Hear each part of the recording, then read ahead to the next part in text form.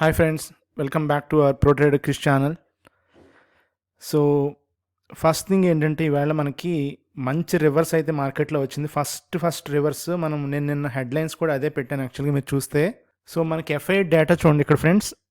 So 1200 crores వాళ్ళు cell చేస్తే, so మనకి ఇక్కడ డిఏఎస్ అనేవాళ్ళు 1400 crores కొన్నారు. ఓకే, అండ్ ఇవాళ డేట్ చూడండి 21st ట్యూస్డే మనకి ఇవాళ. ఓకే, అండ్ ఇంకా 2 days ఎఫ్ఐఎస్ వర్క్లో ఉంటారు. ఓకే, ఇక్కడ మనం మెయిన్ ఏంటంటే అర్థం చేసుకోవాల్సింది, ఈ వీకెండ్కి మనకి మార్కెట్లో స్ట్రాంగ్ బౌన్స్ ఉంది.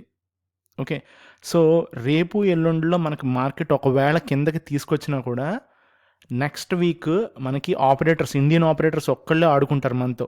ఈ ఎఫ్ఐఎస్ అనే వాళ్ళు, ఫారిన్ ఇన్స్టిట్యూషన్స్ వాళ్ళు అందరూ కూడా క్రిస్మస్ హాలిడేస్కి 24th జంప్ అనమాట.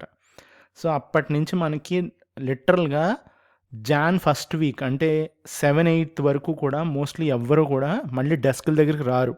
వాళ్ళు హాలిడేలో ఉంటారు ఒక 15 days. సో మనకి 2 weekends దొరుకుతాయి.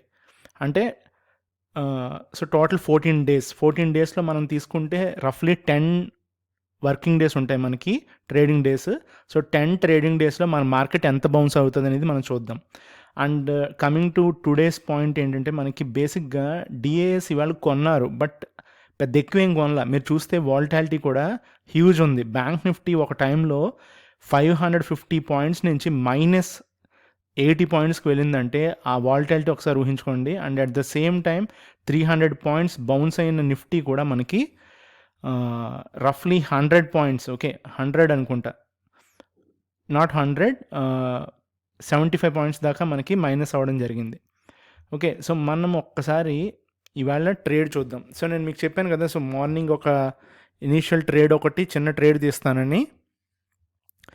బట్ నేను వెయిట్ చేయాల్సి వచ్చింది ఏంటంటే ఒక్కటే నిఫ్టీలో. ఇదిగోండి ఫ్రెండ్స్, సో మనకి నేను ఈవేళ గ్యాప్ అప్ అయితే ఇంత గ్యాప్ అప్ ఎక్స్పెక్ట్ చేయలేదు.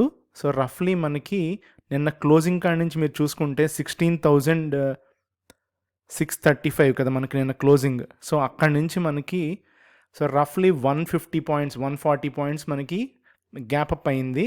ఓకే, సో ఓపెనింగ్ వచ్చేసి మనకి ఇదిగోండి ఫ్రెండ్స్, ఇదిగోండి ఓపెన్ ఇక్కడ అయింది మనకి.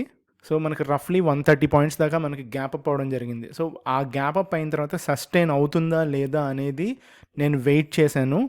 అట్ ద సేమ్ టైం ఎప్పుడైతే ఈ పుల్ బ్యాక్, ఇదిగోండి ఈ క్యాండిల్ ఎప్పుడైతే వచ్చిందో ఫ్రెండ్స్, ఇదిగోండి ఈ క్యాండిలే నాది బయింగ్ క్యాండిల్ అనమాట. ఓకే, బట్ అప్పటిదాకా నేను ఆల్మోస్ట్ లైక్ 15 minutes కాదు, ఆల్మోస్ట్ 20 minutes వెయిట్ చేశాను మార్కెట్లో.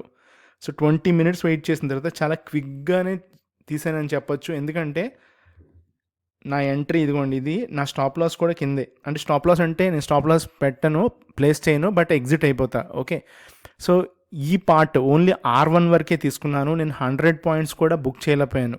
87 points బుక్ చేశాను నేను యాక్చువల్గా అయితే. ఇదిగోండి ఈ పార్ట్ R1 వరకే నేను వెయిట్ చేశాను. ఎందుకంటే 2 reasons ఉన్నాయి ఇక్కడ. ఒకటి, R1 అనేది ఫస్ట్ రెసిస్టెన్స్. నాకు ఒక పక్కన భయం ఏంటంటే మార్కెట్ ఎనీ టైం ఇలా పడిపోవచ్చు కదా. సో మనకు అది ఆల్రెడీ జరుగుతుంది రోజు.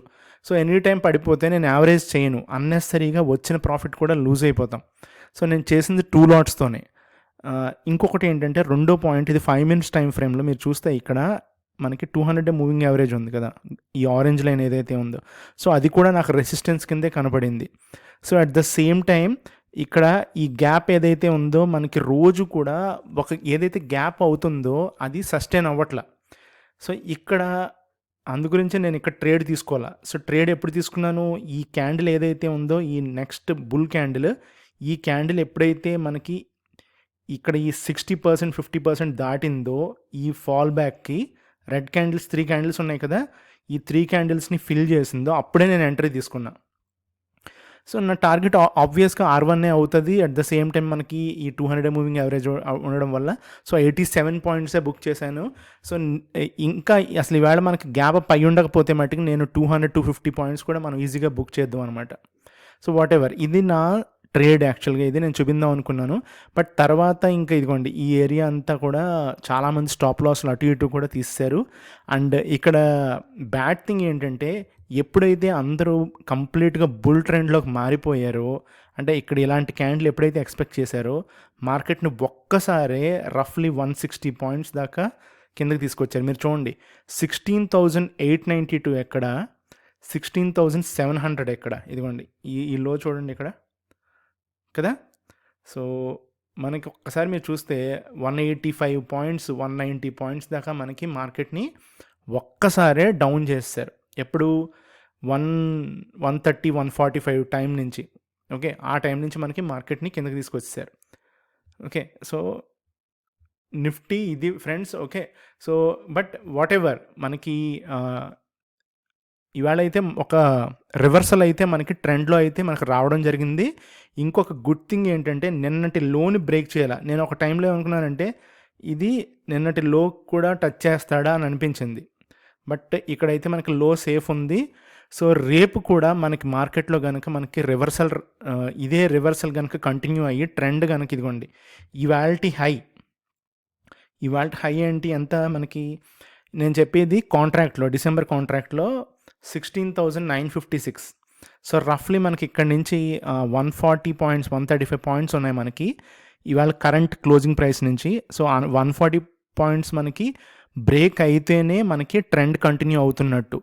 ఇదే జోన్లో కనుక ట్రేడ్ అయితే రేపొద్దున్న లేదా ఏదైనా గ్యాప్ డౌన్ అయినా సో మనకి మళ్ళీ మార్కెట్ ఇంకొక లోవర్ లో అంటే కొత్త లో వేస్తాడు. ఆ లో ఎక్కడికి అంటే మనకు తెలుసు కదా 16,400 బ్రేక్ చేయగానే మనకి ఇంకా కళ్ళు మూసుకుని టార్గెట్ 15,500. సో అక్కడ దాకా వెళ్ళిపోవడానికి మార్కెట్ ఈజీగా ట్రై చేస్తారు. సో అది బ్రేక్ అవ్వకూడదు. బ్రేక్ అవ్వకుండా మనకి 16,956 కనుక అప్ సైడ్ బ్రేక్ అయితే వెల్ అండ్ గుడ్. మనకి దానికి ఏంటంటే మనకి రివర్సల్ వచ్చినట్టు, at the same time FIS మనకి సెల్లింగ్ ప్రస్తుతానికి హోల్డ్ చేసినట్టు అనమాట. ఓకే ఫ్రెండ్స్, సో ఇది నా నిఫ్టీ వ్యూ ఇవాళ నేను చేసింది. అండ్ రేపటి ట్రేడ్ ఏంటంటే నేనైతే ఏం చెప్తానంటే అప్ సైడ్ మీరు ట్రేడ్ తీసుకోవాలనుకుంటే మట్టుకి ఆ 16,956 బ్రేక్ అయితే లాంగ్ తీసుకోండి. అప్పటిదాకా అయితే నాకు ట్రేడ్ చేయడం వేస్ట్ అనిపిస్తుంది. ఓకే, సో నేను రేపు నిఫ్టీ మీద నేను ట్రేడ్ తీసుకోను ఫ్రెండ్స్. అండ్ బ్యాంక్ నిఫ్టీ వచ్చేసరికి, సో బ్యాంక్ నిఫ్టీ ఒకసారి వీక్లీ క్యాండిల్ చూడండి. సో వీక్లీ క్యాండిల్లో బ్యాంక్ నిఫ్టీ ఇక్కడ గ్యాప్ అని చూశారు కదా. సో ఈ గ్యాప్ ఫిల్ చేస్తాడా లేదా అనేదే క్వశ్చన్ మార్క్. ఇప్పుడు ఇక్కడ ఒక చిన్న క్వశ్చన్ మార్క్. అండ్ డైలీకి వచ్చేసరికి మీరు చూడండి, డైలీలో 200 పీరియడ్ మూవింగ్ యావరేజ్ ఏదైతే ఉందో దాన్ని బ్రేక్ చేసుకుని మనకి ప్రైస్ అనేది కిందకి రావడం జరిగింది కదా. సో ఇది నిన్నటి క్యాండిల్, ఇది ఇవాల్టి క్యాండిల్ చూస్తే మీరు ఇండెసిషన్ క్యాండిల్ ఫామ్ అయింది. సో ఇండెసిషన్ క్యాండిల్ అంటే ఇక్కడ బయర్ సెల్లర్స్ ఈక్వల్గా ఉన్నారు. సో మనం అదే కదా చూస్తుంది. ఆబ్వియస్గా ఎఫ్ఐఎస్లో కూడా డిఎస్ డేటా చూసినా కూడా మనకి ఆల్మోస్ట్ 200 crores డిఫరెన్సే ఉంది.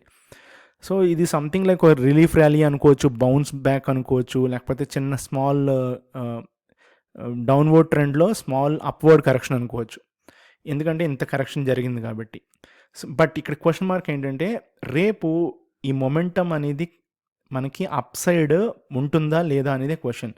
సో నేనైతే ఏం చేస్తానంటే చిన్న రిస్కీ ట్రేడ్ రేపొద్దున్న 35,000 ఇదిగోండి ఎప్పుడైతే ఈ విక్కి టాప్ ఎండ్ ఉందో, హై ఉందో, అది బ్రేక్ అయిన వెంటనే లాంగ్ తీసుకోవచ్చు. బట్ నేను అదే తీసుకోను బ్యాంక్ నిఫ్టీలో. నేను రేపు ఏం చేస్తానంటే 15 minutes టైం ఫ్రేమ్లో, okay friends, so 15 minutes time ఫ్రేమ్లో at any point of time రేపు గనక సిపిఆర్ లెవెల్స్ బేస్ చేసుకుని ఫ్లాట్ ఓపెనింగ్ అయినా అంటే 34,720 725 లేదా 730 735 రేంజ్లో ఎక్కడ ఓపెన్ అయినా కూడా, లేదా అటు ఇటు ఒక 50 points ఓపెన్ అయినా కూడా నేను ఒక లాంగ్ ట్రేడ్ తీసుకుంటాను ఫ్రెండ్స్. అండ్ ఆ లాంగ్ ట్రేడ్ నా టార్గెట్ ఏంటంటే ఈ హై ఏదైతే ఉందో ఇవాల్టి high, I mean today's high, that is 35,112 నా టార్గెట్ అదే. ఎందుకంటే అక్కడి నుంచే మార్కెట్ రియాక్ట్ అయింది కాబట్టి ఇవాళ మళ్ళీ ఒకసారి దాన్ని టార్గెట్ చేస్తారనమాట. సో అదే నా టార్గెట్ అవుతుంది. ఇన్ కేస్ ఒకవేళ నాకు అది మిస్ అయ్యి గ్యాప్ అప్ అయిపోయి అక్కడే కనుక ప్రైస్ ఓపెన్ అయితే నేను వెయిట్ చేసే ట్రేడ్ తీసుకుంటాను. ఆబ్వియస్గా నేనైతే ఇమీడియట్గా అయితే ట్రేడ్ తీసుకోను. గ్యాప్ అప్ అయితే, గ్యాప్ డౌన్ అయినా కూడా నేను రేపు బ్యాంక్ నిఫ్టీలో లాంగ్ ట్రేడ్ తీసుకుంటా. ఓకే, గ్యాప్ డౌన్ అంటే రేపు ఫర్ ఎగ్జాంపుల్ 34,727 దగ్గర నుంచి సో రఫ్లీ ఇదిగోండి ప్రీవియస్ డే లో ఎంత 34,123. సో అంత గ్యాప్ రావాలంటే ఏదైనా ఒమిక్రాన్ కేసెసే పెరగాలి, లేదా ఏదైనా కొత్త డెత్ ఏమైనా రిజిస్టర్ అవ్వాలి, ఇండియాలో అవ్వచ్చు, వరల్డ్ వైడ్ అవ్వచ్చు. సో ప్రస్తుతానికి అయితే ఒమిక్రాన్ అంత ఎఫెక్టివ్గా లేదనే న్యూస్ నడుస్తుంది. సో వ్యాక్సినేషన్స్ కూడా ప్యారలల్గా జరుగుతున్నాయి. So at the same time everywhere restrictions ఎక్కువ మొదలైనవి, లాక్డౌన్స్ కూడా పార్షియల్ లాక్డౌన్స్ ఉన్నాయి. So I don't think so నేను ఇది అంత ఎఫెక్టివ్గా వర్కౌట్ అవుతుందని. బట్ ఎఫ్ఐఎస్ ఎంతవరకు సెల్లింగ్ హోల్డ్ చేస్తారు, వాళ్ళు కంటిన్యూ చేస్తే మట్టుకి ఈ లెవెల్ బ్రేక్ అయిపోవడం పక్కా, 34,123. So any point of time ఇప్పుడు అందు గురించే చెప్తున్నాను, ఇంటర్డే ట్రేడ్ చేసే వాళ్ళందరూ కూడా నా ఉద్దేశంలో నెక్స్ట్ 7-8 ట్రేడింగ్ సెషన్స్ లైట్ తీసుకోండి ఫ్రెండ్స్. సో ఈ ఒక్క వీక్ 1.5 వీక్ వెయిట్ చేస్తే సో తర్వాత అంతా మందే. సో ఈ టైంలో ఏంటంటే మనకి 2 సైడ్లు పోగొట్టుకుంటానికి అవకాశం ఉంది, 2 సైడ్లు గెలవడానికి కూడా అవకాశం ఉంది. బట్ అలా అని చెప్పి మనము ప్రతి సెకండ్ ప్రతి మినిట్ మనం ఇక్కడ ఆలోచిస్తూ ఉంటే ఐ మీన్ అంత ఆలోచించాల్సిన అవసరం లేదు. ఎందుకంటే ఆబ్వియస్గా మనం ఆలోచించడమే కాకుండా ఒక పక్కన మనీ కూడా లూజ్ అవుతాం. So I would say trend లేదు కాబట్టి, ఎఫ్ఐఎస్ మీదే బేస్ అయ్యి నడుస్తుంది కాబట్టి మార్కెట్, మన వాళ్ళు డిఏఎస్ ఏంటంటే మనకి రైట్ టైంలో సపోర్ట్ ఇవ్వట్లా, వాళ్ళు ఎప్పుడు కొనాలనుకుంటున్నా అప్పుడు కొంటున్నారు. సో రేపు నేనైతే గ్యాప్ డౌన్ అయినా లాంగ్ తీసుకుంటాను, ఫ్లాట్ ఓపెనింగ్ అయినా కూడా బ్యాంక్ నిఫ్టీలో లాంగ్ ట్రేడ్ తీసుకుంటాను ఫ్రెండ్స్. ఓకే, అండ్ సో అంటే తక్కువ లాట్ సైజ్తో 2-3 లాట్స్ మ్యాక్స్ అనమాట, అంతకుమించి నేను తీసుకోను కూడా. ఇది నా వ్యూ ఫ్రెండ్స్ బ్యాంక్ నిఫ్టీ మీద.